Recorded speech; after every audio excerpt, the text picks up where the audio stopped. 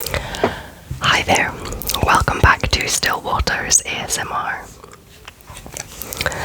It was my wedding anniversary recently, and my husband very kindly got me some Lindt chocolates.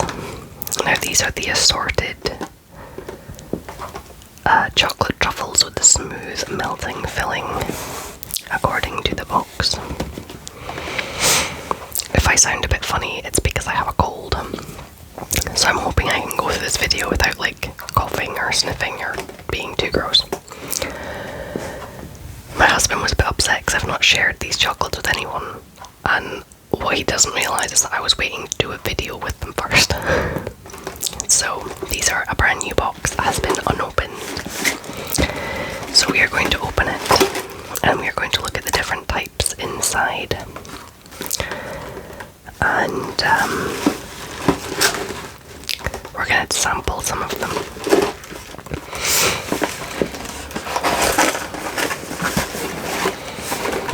So looking at the box, it looks like there's extra dark hazelnut, white and milk chocolate. So we're just going to see how many there is of each. And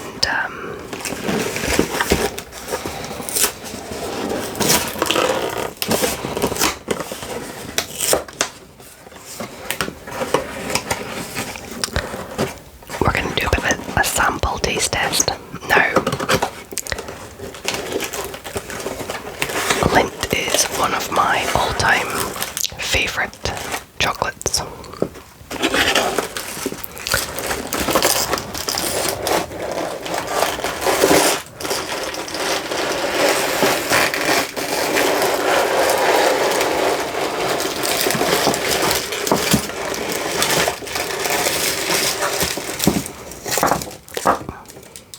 I was trying to do that as quietly as possible.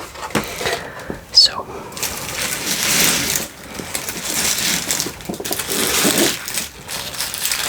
I should maybe put like a towel down or something so it didn't like clunk against the table. So we have got 1, 2, 3, 4, 5, 6 of these gold ones. We then got 1, 2, 3, 4, 5, 6, 7 of the dark chocolate ones. Now my husband particularly likes dark chocolate. And then the red and the brown look very similar, so I'll have to really kind of pay attention. That is 1, 2, 3, 4,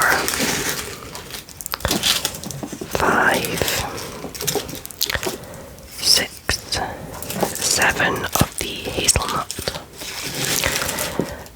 I don't know how long I've got for this video because my husband, so baby's off to bed, so that's why I'm able to film and have peace and quiet. My husband is currently away, like washing and polishing his motorbike. He is going away for the weekend on his motorbike. 1, 2, 3, 4, 5, 6, 7 of these. So there's 7 of all of these, 3 and 6 of these.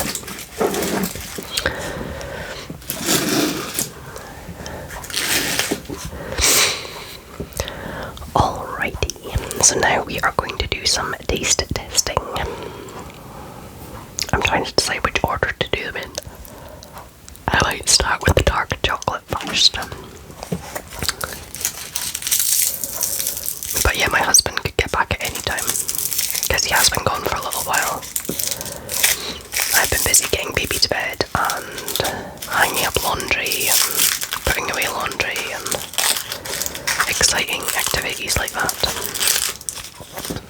And he spent most of the day dealing with a fire because because he is a volunteer firefighter.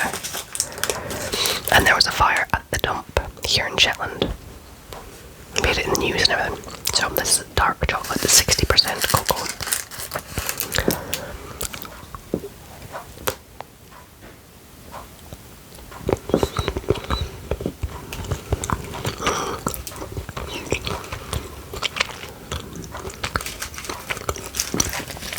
I mean, it called it, I think they called it like extremely dark. Bumping the camera. Extra dark. But the thing is, that's not actually, 60% isn't actually that dark. You can get like 95%, which is really bitter. So these Lindt chocolates have got like a hard outer shell with like a truffle interior, which is really soft and smooth and melty and just delicious.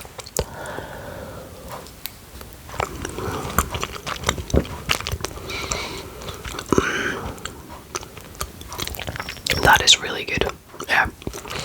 They call it extra dark. I would not call 60% chocolate or 60% cocoa extra dark, because it's dark chocolate, but it's not, as I said, up in the 90%. That's the really strong stuff, which I find just a bit too like sharp a taste.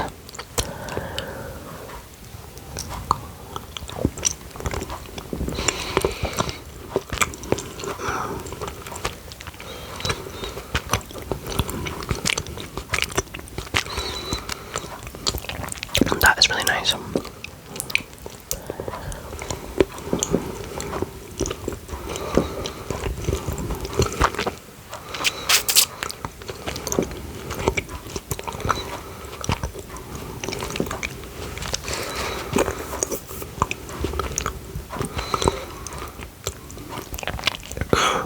Yeah, that is really nice. I just love Lindt chocolate. It's so creamy and beautiful.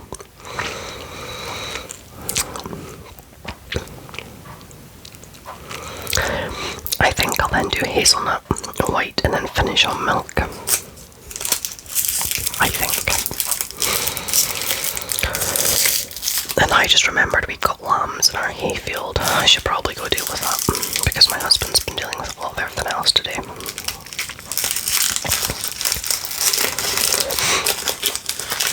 I was in the middle of like making dinner and washing dishes when a neighbour came and tapped on the door and told me that, yeah, the lambs have gotten where they shouldn't be. They're really good at doing that. So this is hazelnut.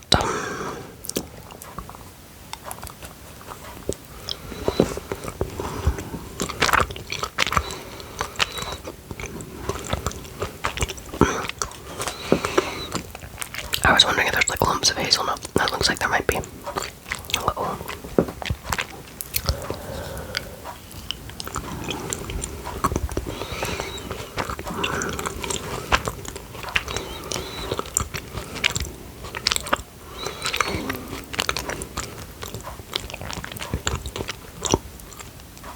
Yeah, there's little pieces of hazelnut. I'm trying to determine if the chocolate's got hazelnut flavour.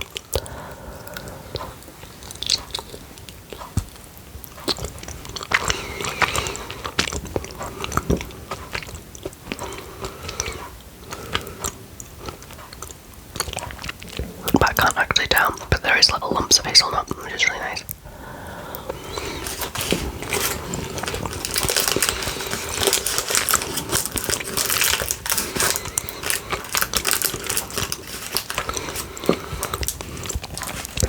It adds like a slight crunch with all the smoothness of the chocolate. It adds a little crunch, which is really nice.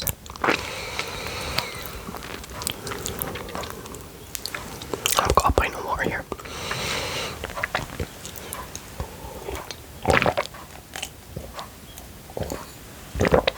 Yeah, here in the UK, we use a weird, like, hybrid between imperial and metric units.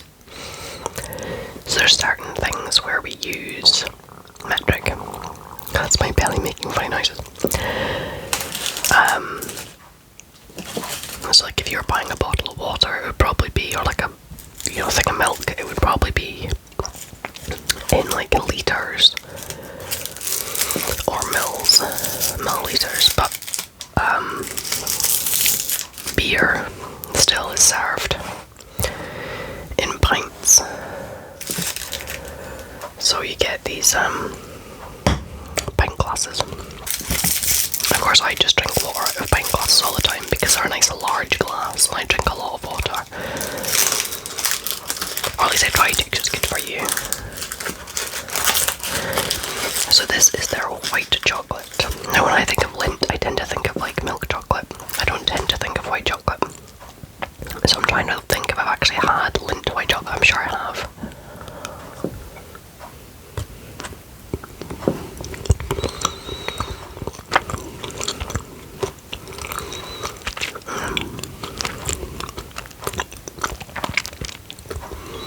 In fact, they do special edition ones of these, like little round balls, where I'm sure there's like milk chocolate and strawberry or something like that.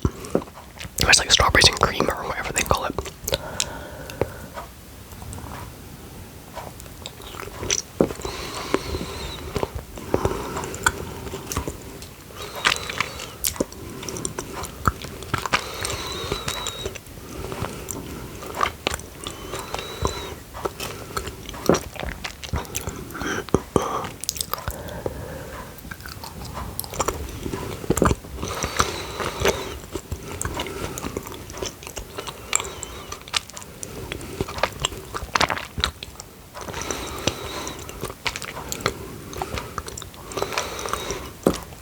That is nice.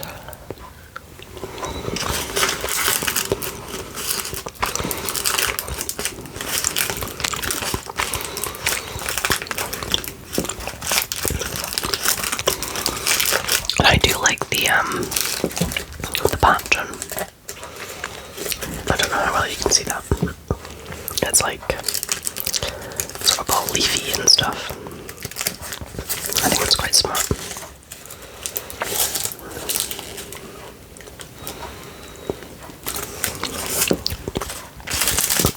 Yeah, that's really nice and creamy. So now we're going to have a milk chocolate in the classic red wrapper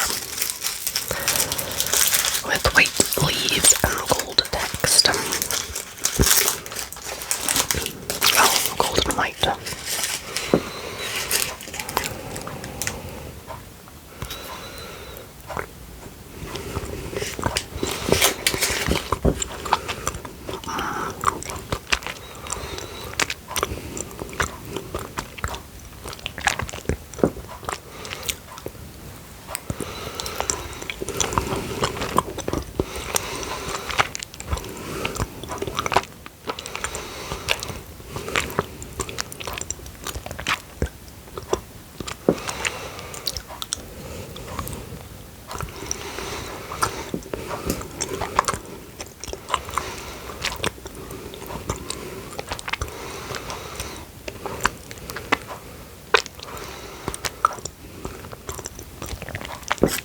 That is nice.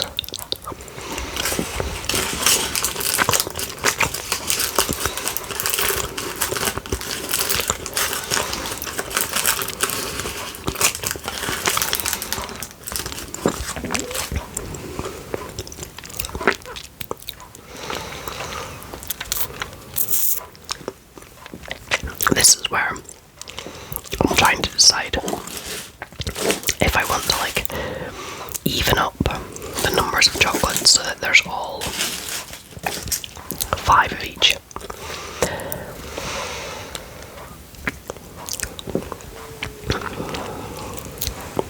I'm not sure.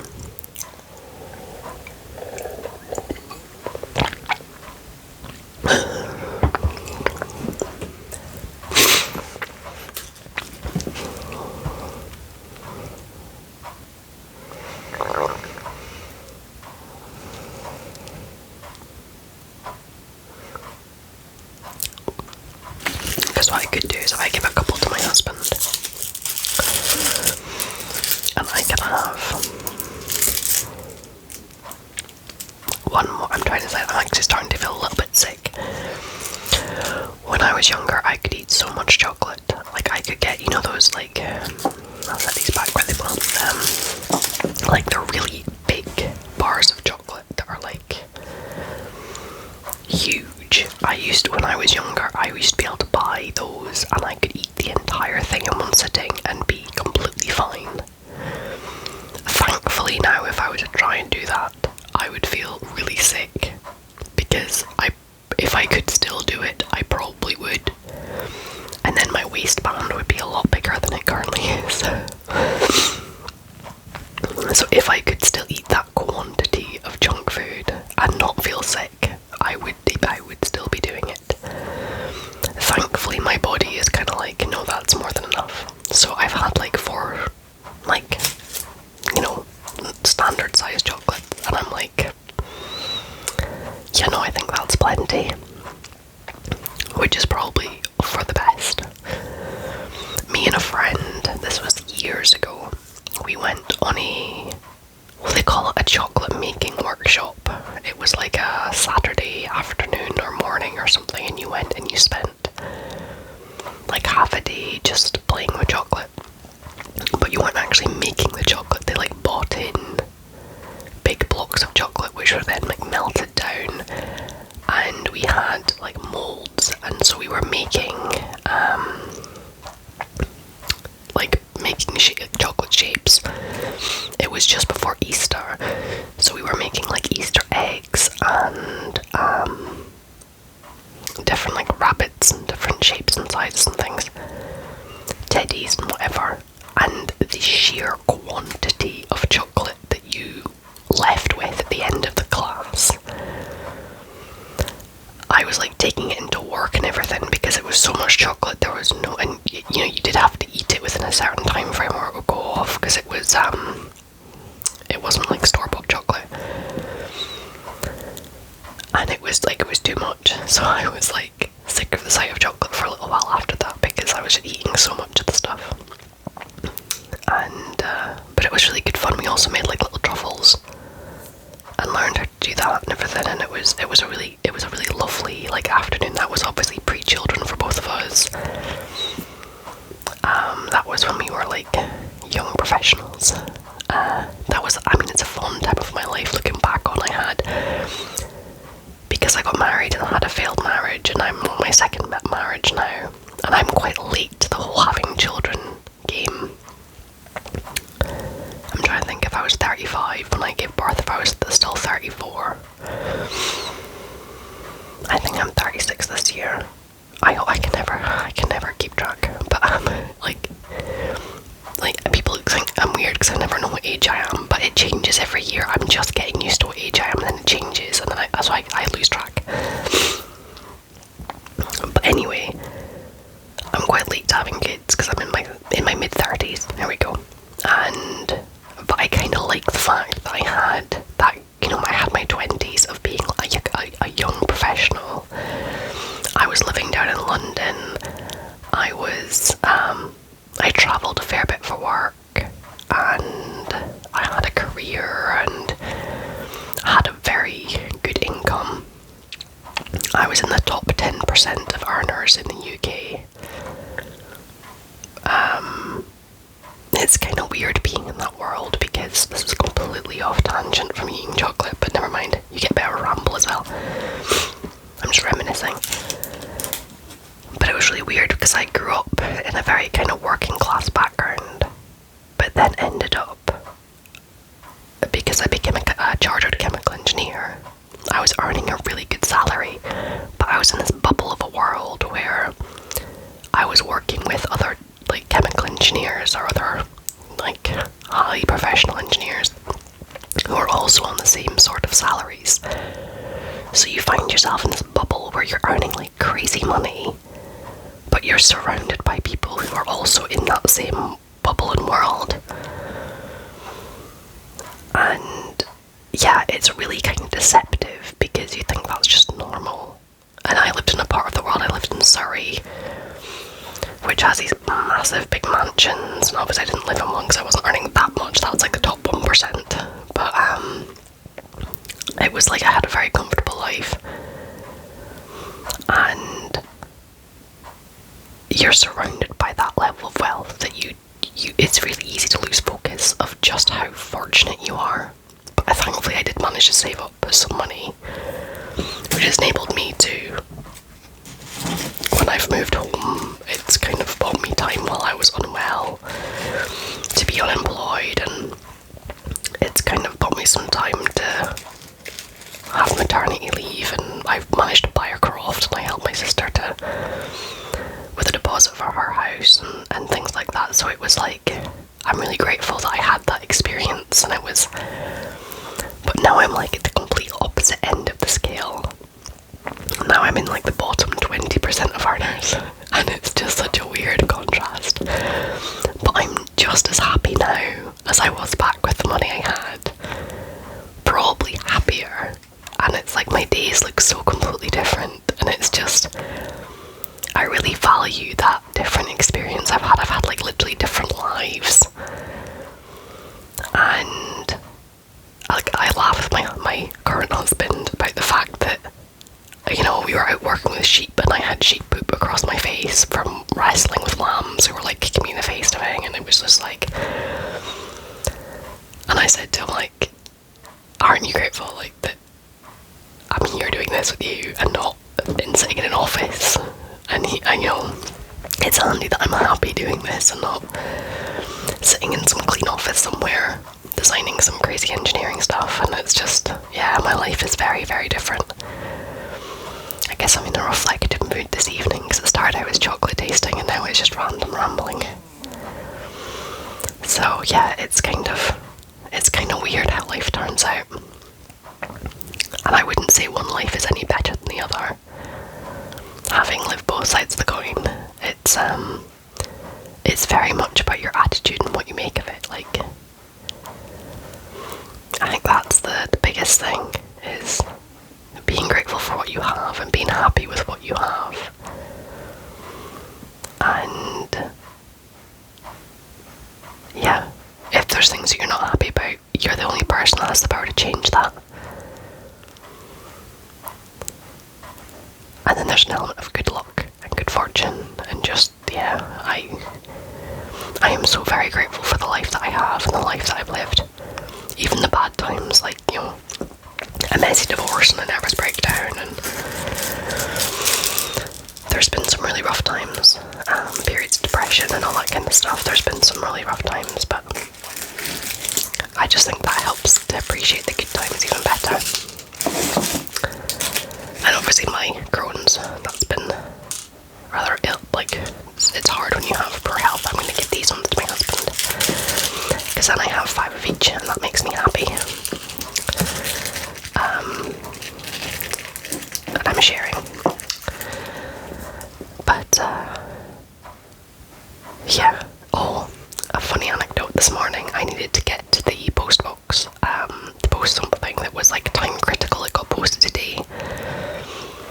And the postie collects the mail from the post box at the end of our road at the end of the road is like a few minutes drive away. And he comes, I say he, I don't know if the postie's male or female, or at least that one. They collect the mail from the post box at 10:15. I had got the thing ready at like 9 o'clock. And then the phone had rang and I was somebody talking about Croft stuff, so it was a really important phone call, and we ended up speaking on the phone for like an hour. I get off the phone, I phone my husband to discuss some things, and then I realise it was 10:10. So I jump in the car and like got as quickly down the road as I could. It's a really narrow single track road, so you don't really want to go too fast because there's sheep that walk across it and everything. There's, you know, it's an open field with sheep and everything, and it's ditches on both sides, so you don't want to go off the road.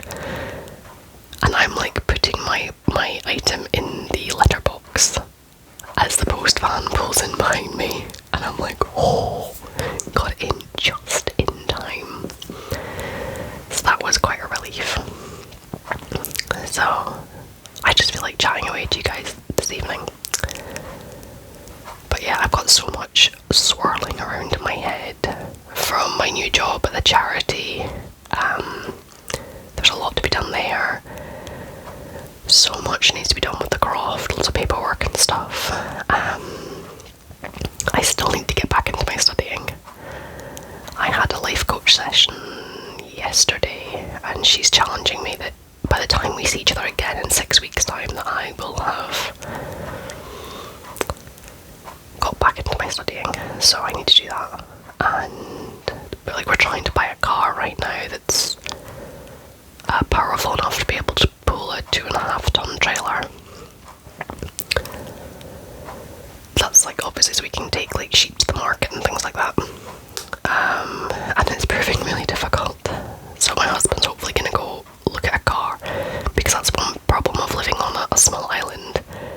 There's very little available here. Everything's there on the UK mainland. And so my husband is going to go away this weekend and going to go and look at a potential car. But it might be like terrible, so we have to wait and see. And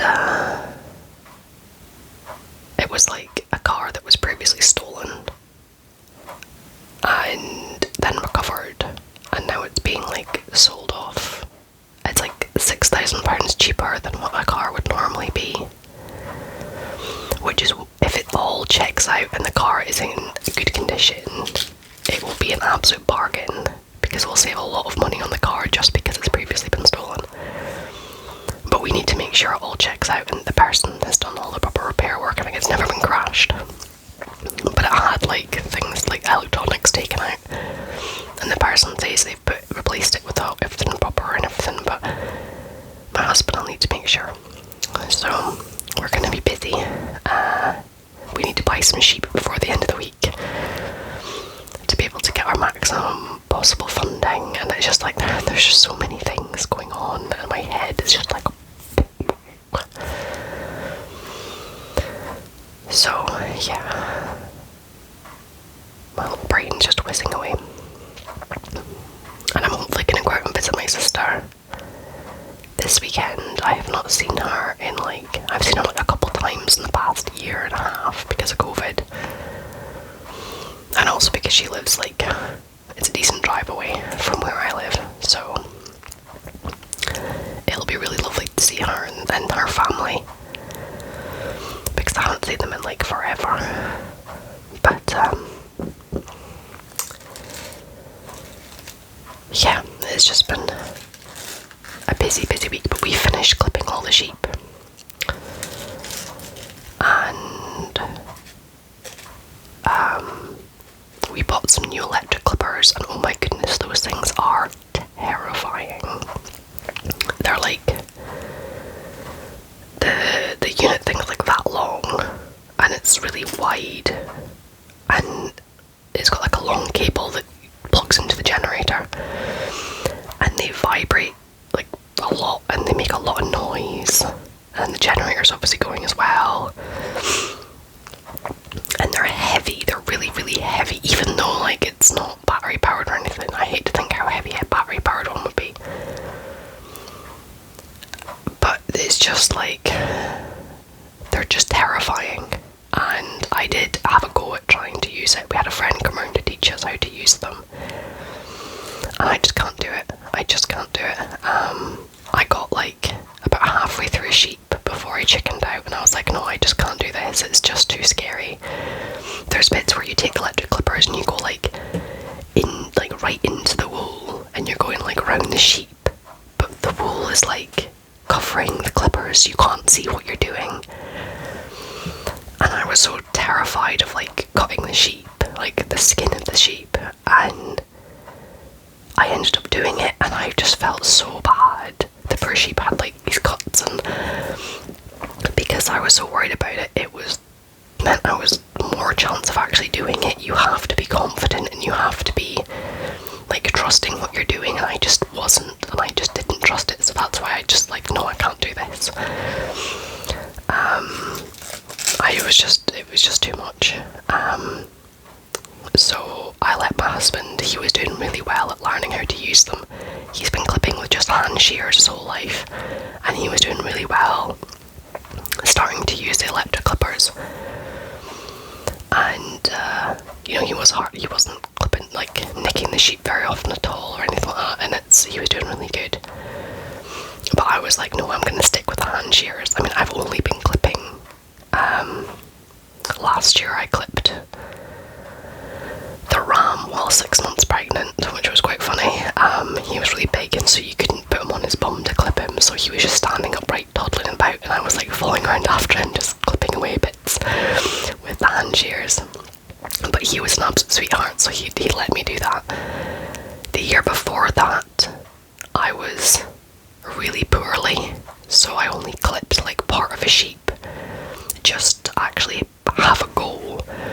But I wasn't well enough to be able, like, I was really unwell at the time. I'd lost a lot of weight, and I didn't have the physical strength, and so I didn't do very much. I said I only did like half a sheep or something like that, just to have a go at it, just to get a feel for what it was like. So this year was my first time properly clipping sheep, and I was doing like one sheep to, like, my father-in-law was up helping with the hand shears, and my husband was using hand shears for some of the sheep, and then we got the electric clippers, and then he did use them for the rest. And in the time that they were doing like 2 or 3 sheep, I was doing 1. So I'm like really slow. But I was trying not to like cut the sheep or anything, because it's really, even with the hand shears, they're really sharp. And I gave a couple of sheep some nicks, but there was a few I did with no nicks at all, which I was really proud of.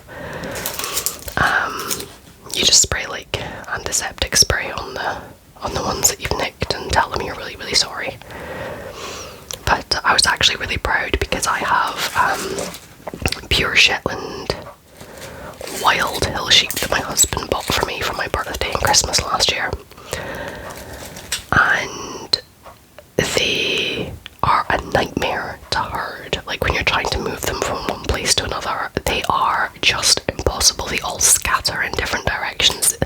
They don't stay together as one flock. They all scatter in different directions, and it's so difficult to move them, and they're just really difficult. And I was really worried that, because they're just so wild, like, when you're trying to handle them, they're just not used to people at all. I was really worried that they were going to be a nightmare to clip, that they would just be like thrashing around and fighting it. But actually, I was really proud of them, because when it came to actually clipping them, they sat really nicely, and we were able to clip them with no problem at all. I think one of them was a bit squirmy out of the 11, but they were really good, and I was really proud of them. Like, the tamer crossbreeds were far more squirmy and difficult to clip, and the Shetlands are nice because they're nice and small. Basically anything Shetland breed is small, and because we've got Shetland ponies, Shetland sheep, Shetland Guy, and Shetland sheepdogs, they're all small, and I was really proud of them. So I think we're getting some more Shetland sheep. I think we're getting like 30 more, hopefully like this week or so. So it's all happening, and we're finally getting some warmth and some sunshine, and then we're gonna get some rain tomorrow. So just in time for my husband going away on his motorbike, so he's gonna get soaked.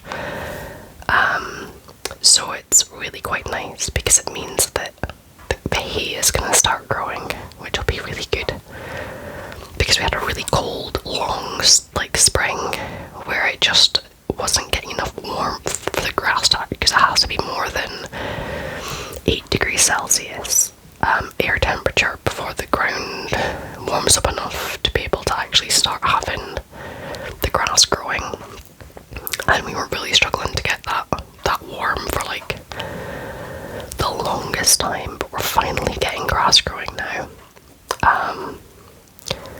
My cousin's farm, they've got a dairy farm, and they keep the cows in over the winter.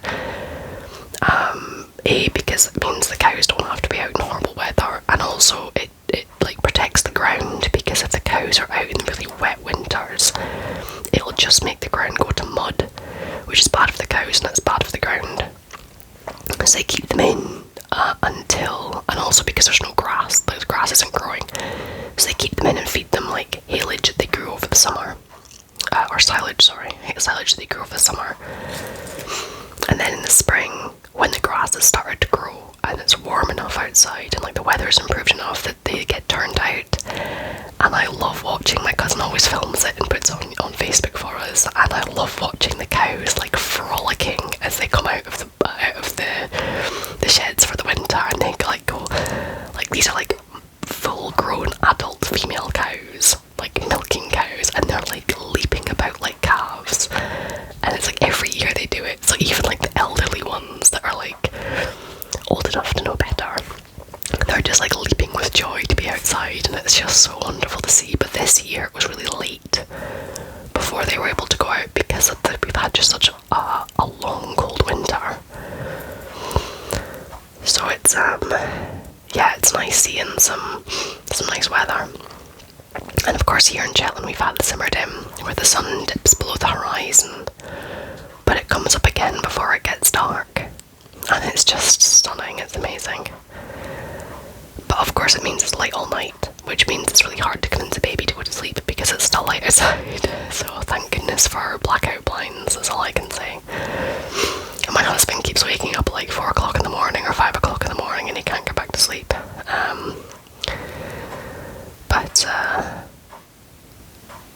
I've been rambling for a while now. This was meant to just be a chocolate tasting video, and it ended up just being a ramble video.